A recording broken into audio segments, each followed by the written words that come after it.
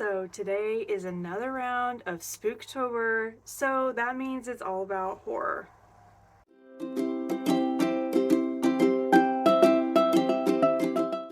Hi, hello, and welcome back to my channel. My name is Alex, and today is another Spooktober episode, and we're going to be talking about all of the horror books I've read in 2023 up until now. Now, if you've been with my channel a minute, in January I made like a list of reading goals that I had for the year, and one of my goals this year was to read more horror. So if you've been with my channel like a minute, I used to only read horror in October. I mean, like, literally would not read it any other time of year. I would save up all of my horror for October, which was like some weird thing that I did. I don't know why I did it that way. Honestly, because I love reading horror, and so it was like I was trying to shove all of my horror books into 1 month, and it ended up being like super stressful and like just some silly thing that I did. I don't know. There's times when like I make these decisions in my brain and then like I feel like I can't change it. Anyway, I finally changed my mind about it. And in January I said I wanted to read more horror books. So this is all the horror I've read this year up until October, and I'm really excited to share them with you. If you've watched some of my channel before, these are repeats because I've talked about them in the monthly wrap-ups that I do, but like it's so nice to have them all in one spot, talk about them all together, and all of these have varying ratings, and I will tell you what I ended up rating them when we talk about it a little bit. Before we get into it, make sure you hit all the buttons down below so you know when I'm posting. I post every week, and all we do on this channel is talk about books. So if you like listening to people talk about books, here I am every week doing just that for you. Let's not waste any more time. Let's get into it. Okay, so there's 8 books today, which means I've read 8 horror books this year in 2023 so far.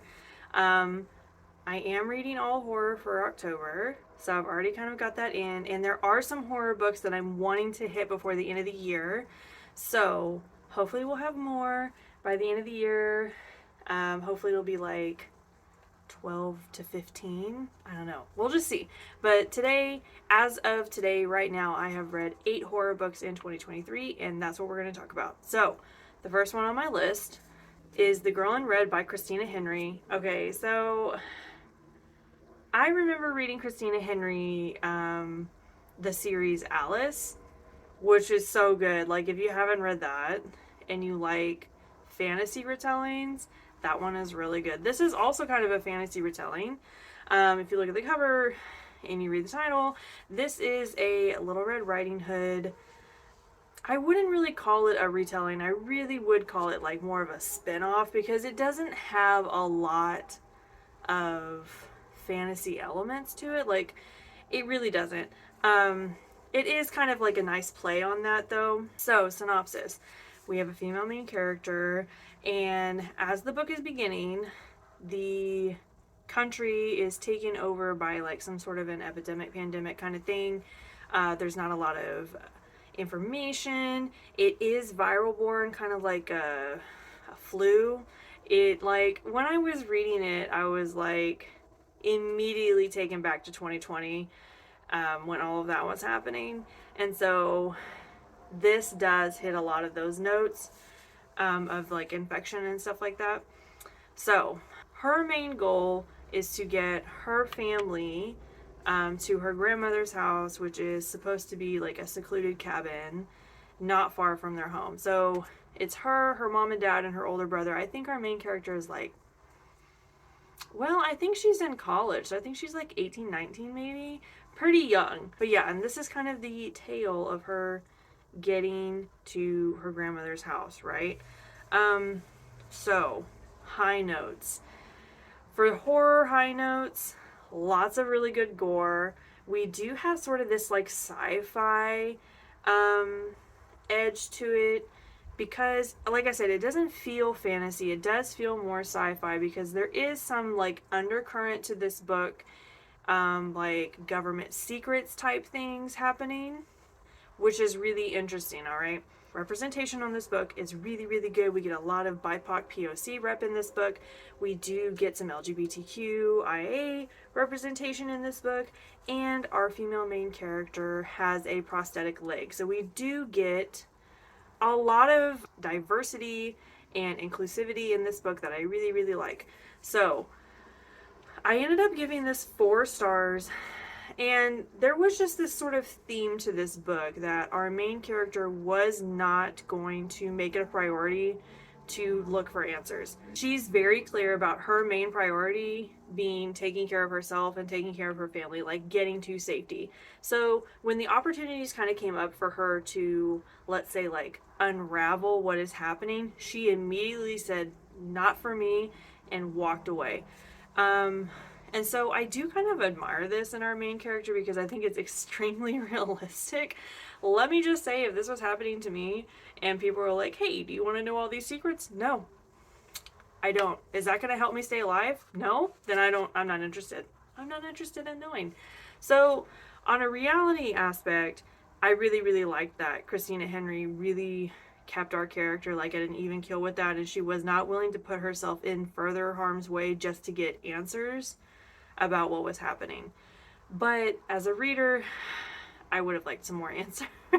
So the ending of this book was not as satisfying for me as I was hoping, because I was hoping that we were going to get a little bit more detail, answered questions, things like that our main character was just absolutely not going to do. So, but overall, the gore was really good. The sci-fi horror aspect of it was really good. I really liked the representation, and this was easy to read. Like, I flew through it. I couldn't put it down. So yeah, 4 stars, really good. I feel like I read this in January, so this was like a really great way to like kick off my year. And yeah, I'll definitely recommend this to anybody. Okay, I feel like this is a mistake. I feel like I read this last year, but I'll go ahead and talk about it again. It's Malorie by Josh Malerman. I'm 100% sure I read this last year. I don't know how this ended up in this lineup. It must have just been like some weird thing that happened on Goodreads. I don't know. I'll go ahead and talk about it. I'm not afraid to talk about this book. So this is the sequel to Bird Box. Bird Box is a really good horror book. If you haven't read it, I know everyone's kind of like seen the film and everything, but the book was really, really good. So I was excited to read Malorie, which is the sequel to Bird Box. And Malorie kind of happens like, I want to say it's like 10 years after Bird Box. So, you know, Bird Box is all about these creatures kind of like taking over, right? So that's what Bird Box is about. And Malorie is about what happens 10 years after all of that happens. If you like survivorship books, if you like reading Pandemic or Epidemic or any kind of books like that, my biggest question at the end of those books is like, okay, how long is the world going to be like this though? You know what I mean? Like, how long until we start putting pieces together? What's it going to look like when we start putting the world back together? Like, in all honesty, what's going to happen now? This is a great book. If you're like that, if you want answers like that, this has a really firm grip on what happens after the world's been like this for a long time, and sort of how people are coming together, creating communities, and sort of moving past or moving with this new world that's changed and evolved. Yeah, if you're wanting more, the next step, what's next, this is a great book. Horror-wise, Malerman's done better. Okay, and I've read good Malerman, so it's like this was a little disappointing on the horror aspect of it because I really was expecting a lot more from him, but he just didn't give it. So if you're looking for high horror, this is not it, okay? But if you're interested in what happens after after the world has collectively like shut down and died from some sort of incident and has to like collectively restart, I think this book has a lot of really good stuff happening in it. I ended up giving it 3 stars. Like I said, I don't mind talking about this. I've talked about Bird Box a lot on my channel. I've talked about this book a lot on my channel. I've talked about Bird Box the book and the film together, so you can go check those out. Like I said, I don't really know how this ended up on the list. It was probably just some oversight thing. But yeah. Okay, the next book on my list is Eversion by Alastair Reynolds. Okay, let me just premise. When this came up, when I was sifting through, looking at what I read in 2023 already, I hesitated on this book for a good 5 minutes. I was like, is it really horror? Should I add it? Well, I should add it because it felt like horror, but was it really horror? Okay, so I just don't know how I feel about it. In that aspect of it, I don't know if this was horror. It had a lot of really good horror-esque moments to it, so I ended up adding it because I don't mind talking about this book. And I think if you're wanting gentle horror, I think this could really work. Gentle sci-fi horror, I would say. So it's not super gory, but it does have this like nice sci-fi horror edge to it. It's not super horror. So like maybe you're wanting to like dip yourself into horror a little bit. I think this could probably work for you in that aspect. So I'm going to be very careful about what I tell you about this book because it is just a maze. And I don't want to give anything away, don't want to ruin it. It's full of twists and turns and surprises. It's just so intricately done. I absolutely love this book. But I'm going to be really careful about what I tell you about the synopsis, okay? So we have a main character who is a scientist, and they're on a boat heading towards a very secluded site. I think it's like in the Arctic. And they're supposed to be locating some sort of a lost civilization. He goes to sleep, and when he wakes up, he's in a new place, in a new time, where he knows he shouldn't be, but there's memories from his past life coming in. That's all I'm going to tell you. Okay, this book just blew me away. I will tell you, it does have multiverse type themes. It does have a lot of periodness to it, like timelines. So like literally one of the timelines is like the 1800s or something, and one of the timelines is like 2200 or something. So we do have like a really big gap there. And I will tell you, if you struggle with period pieces like I do, slog through it because it totally is worth it at the end. Like I said, very light horror themes in this book. It's very sci-fi horror, but like I said, light. There are some moments of gore, but nothing heavy. Like I would not categorize this as gore horror, but I just couldn't not put it on this list. I couldn't not because it just had this air about it that was horror for me. And I was crying by the end of this book, just like sobbing. I absolutely love this book. This will probably remain one of my favorite books like I've ever read. So if you're wanting something a little bit more gentle, wanting some sci-fi aspects to it, this is really great. If you want some like multiverse vibes, this is really good too. Okay, the next book I'm going to talk about is Just Like Home by Sarah Gailey. If you've been on my channel a minute, you know how I feel about Sarah Gailey. Okay, I absolutely love Sarah Gailey. Okay, I'm hooked. I'm sold on Sarah Gailey. Anything by them, I'm willing to read. I'm not even going to have to be sold too hard on any of their books anymore because this one just sealed the deal for me.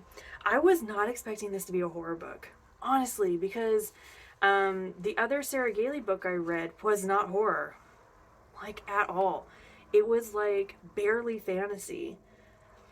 Like, so this really just came out of left field for me, and it totally delivered. Premise, okay, I'll stop gushing. We have a female main character whose mother is on her deathbed. And from her deathbed, her mother calls her and says, I want you to come home, I'm dying. The relationship is extremely strained, and our female main character has not been home since her father was arrested for killing a bunch of people. When she gets home, she can feel the house begging her to stay. And all of the feelings and emotions and fear from when she was at home come back. This book had so much going on. I honestly thought this was going to be a serial killer thriller type novel. Yes, it has those vibes to it. Definitely. It has haunted house vibes to it. It's extremely good gore writing.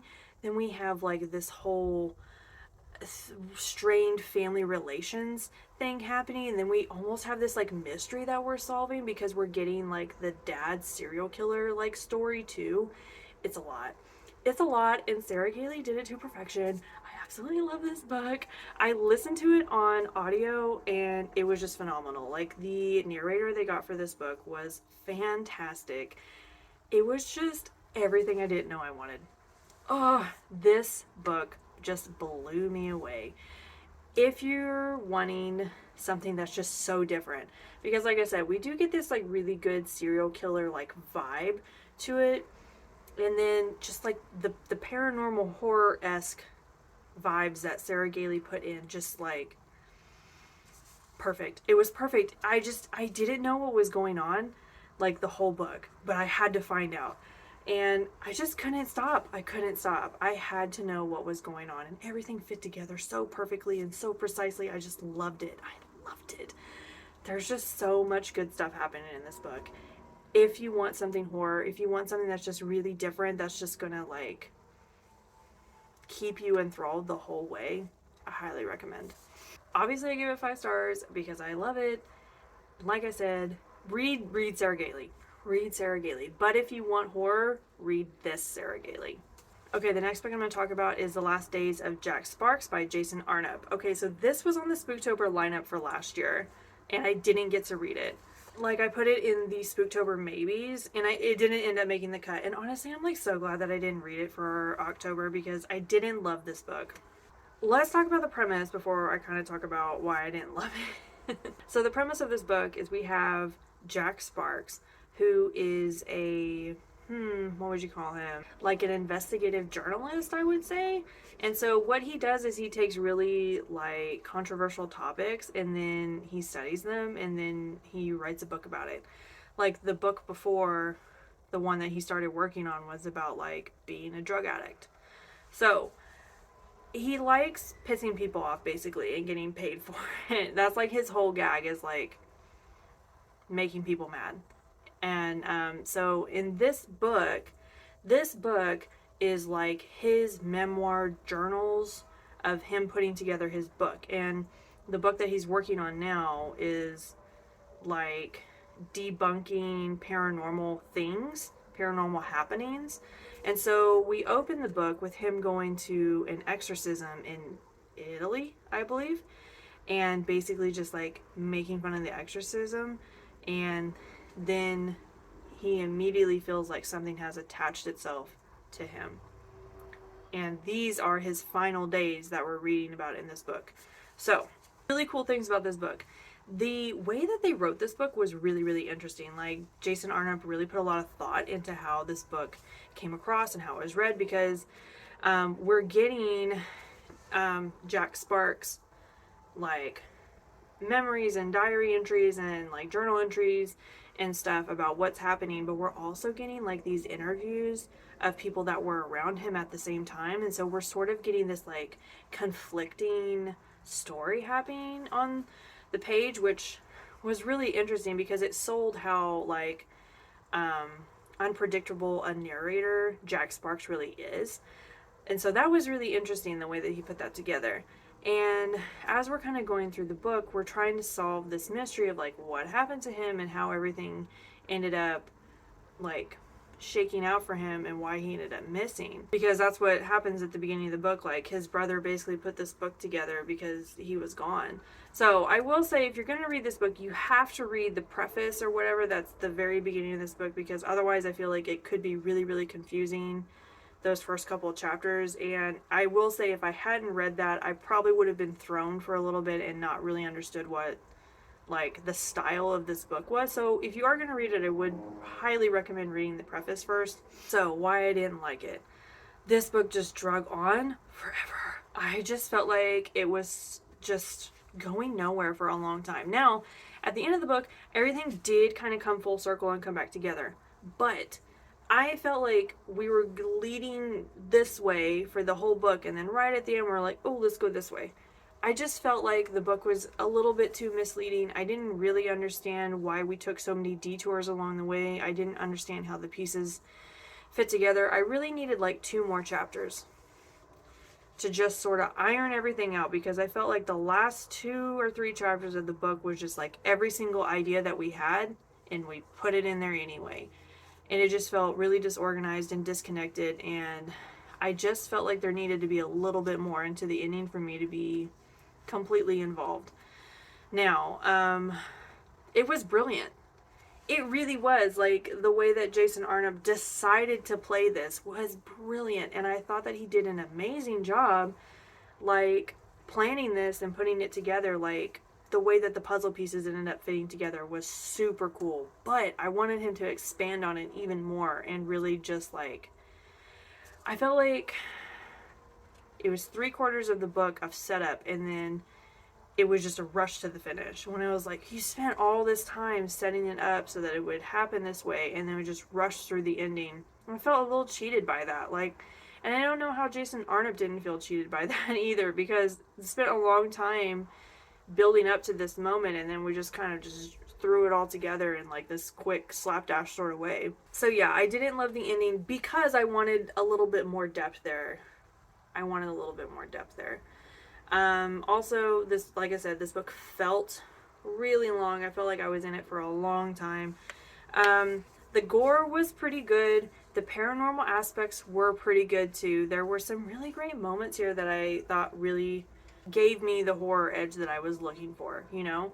So I ended up giving this 3 stars, and like, now that feels kind of harsh, but like, I'm not kidding when I tell you I was dragging myself through the end of this book. I just could not get through it quick enough. And then when the ending came, I just felt even more disappointed, because I just felt like he went too wide with it, if that makes sense. So yeah, if you are going to read it, I would read the preface first, and I'd love to hear what you think about it, because yeah, I did find it very interesting. I think that the setup was really cool, like the writing style was really interesting, and I thought when the horror was on the page, I thought it was really well done. But yeah. Okay, the next book on my list is My Heart is a Chainsaw by Stephen Graham Jones. My heart goes to Stephen Graham Jones. Okay, I really do love his work. Like, this was my second Stephen Graham Jones book, and I just loved it. Okay, premise. This is the first book in the Indian Lake trilogy, so this is a series, and we have this main character, I think her name is Jane, if I remember correctly, and she sort of has this like obsession with like cult horror, like 90s horror, like slasher films, and so there's just like this really cool nostalgicness to this book that relates to that. So if you like 90s cult horror, you'll like this book. So basically, Jane has like an incident out on Indian Lake, and then when she kind of like gets back to her life, like people start showing up dead, and she starts thinking there's like a serial killer in her town, and she's trying to like put it all together and figure it out. If you like books with like final girls or like final girl themes, which are like a really big theme in like 90s cult horror, you'll really like this book too. Also, this is like an indigenous folklore book, so if you like that in your horror books, this is really good. Stephen Graham Jones is a really good gore writer, and the gore here was really good. Okay, it was really good. Now, I listened to this on audio, and it really, really worked for me. The narrator for this book was brilliant. I absolutely loved it. And I will tell you right now, if I read this book, I would not have gotten through it. And that's why I gave it 4 stars, is because this book was insanely long. Even though I did it on audio, it was still a really long book. It was super dense. If I had this in my hands, I don't know that I would have been able to get through it because it was so dense. But that is just sort of like Stephen Graham Jones and his style. Like, he writes big books. It's just kind of the thing that he does. So, lots of brilliant notes on this book. I am wanting to read the second book, Don't Fear the Reaper. That was in the Spooktober lineup for this year. It's just a matter of like finding time. Because like I said, Stephen Graham Jones writes really thick books. But I am excited about continuing this one. Like I said, nostalgia, gore, indigenous folklore, just lots of really good high notes in this book. And I just absolutely loved it. Like I said, 4 stars because of the length. Okay, it was long and it felt long. All right. There were a lot of really high action moments and a lot of really surprising stuff happening that kept me engaged. But there was a lot of lulls in between that engagement. So, I highly recommend the audiobook because I really liked the narrator and I thought they did a really good job. But yeah, Length was a problem for me. Okay, the next thing I want to talk about is Jackal by Erin E. Adams. I just recently read this book. Like, I think I read it in, what would it have been? Like, August? Oh my gosh. This book blew me away. Like, this cover sold me. I absolutely love this cover. Okay? I love it. Okay. Premise. So, we have a female main character that is going home to her home in the Appalachian Mountains for a wedding.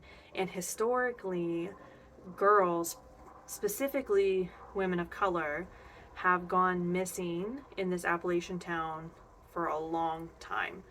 And now she goes home for her friend's wedding, and a little girl that's very close to her personally goes missing. So she makes it her mission to unravel all of these deaths and disappearances to find this girl that is very precious to her and bring her home. When I tell you this book blew me away, this book blew my mind. It really did. Like, Erin Adams just blew this out of the water. It was so freaking good. Like, the gore, historical value, oh my gosh. POC BIPOC rep, what? It had so many good notes, and it had this like Appalachian folklore horror to it. Oof. It was good. It was so good. And it had me guessing to the last pages. Like, I'm not even kidding. I flip-flopped all over this book trying to figure out what was going on. And I was trying to figure out, like, is this like a real person that's doing this? Is this like, you know, like the folklore edge to it? And it's like, I couldn't figure it out.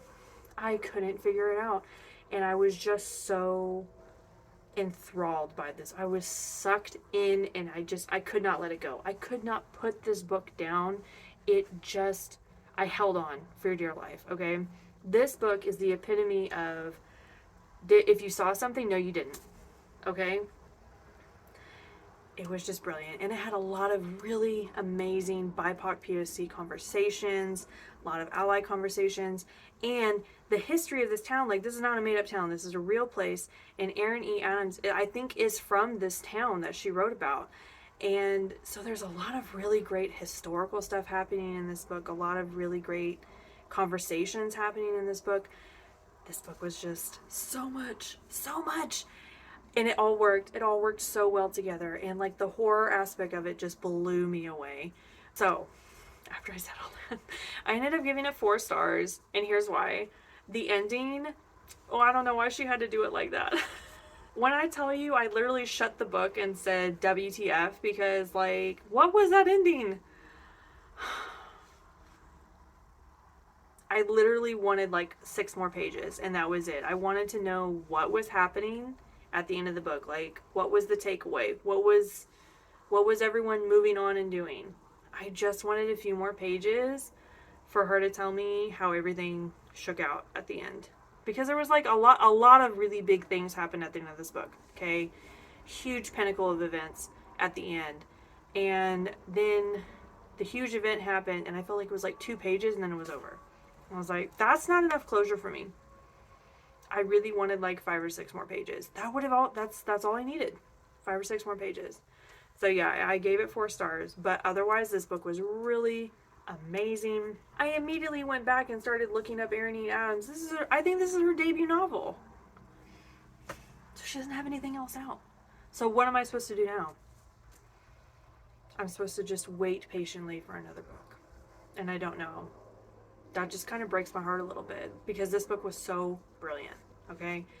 If you want something that's just got amazing representation, lots of great conversations, historical value is just phenomenal, and then we have Appalachian folklore horror, it's wonderful, okay? But if you don't like the ending, neither did I.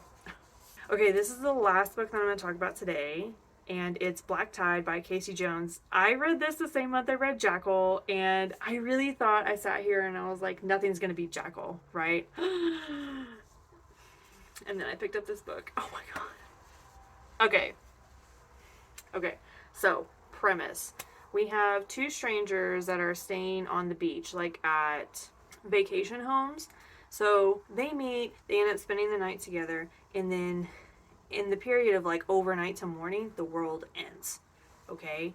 Like they wake up, like the radios are down, all these weird meteors are like on the beach, like there's people panicking. It's crazy, right? So they take their little car down to the beach to kind of like figure out what's going on, and they get stuck down there.